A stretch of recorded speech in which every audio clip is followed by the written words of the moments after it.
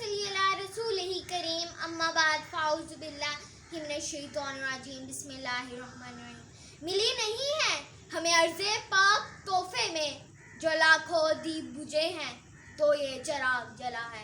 मोअज़्ज़िज़ सामीन और मेरे प्यारे हमवतनों, अस्सलामु अलैकुम।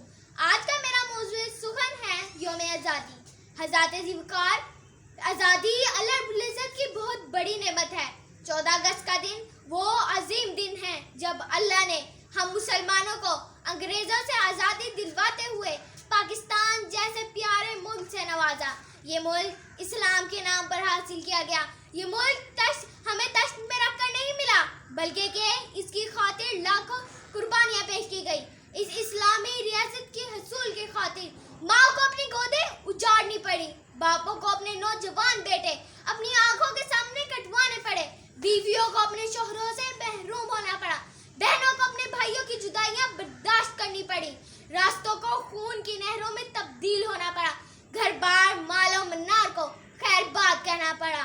तब कहीं जाकर ये वतन हासिल हुआ, तब कहीं जाकर अर्ज़ मुक़द्दस मिली, तब कहीं जाकर अर्ज़ नेमत आज़ादी मैसर आई।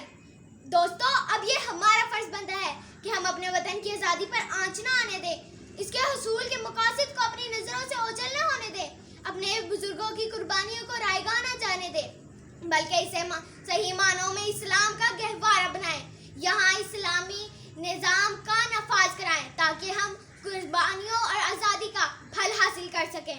खुदा करे कि मेरी अर्ज़े पाक पे उतरे, खुदा करे कि मेरी अर्ज़े पाक पे उतरे, वो फसले गुल जिसे अंदेशा ज़वाल ना हो। खुदा करे कि मेरे एक भी हम वतन के लिए हयात जुर्म ना हो, जिंदगी वबाल ना हो।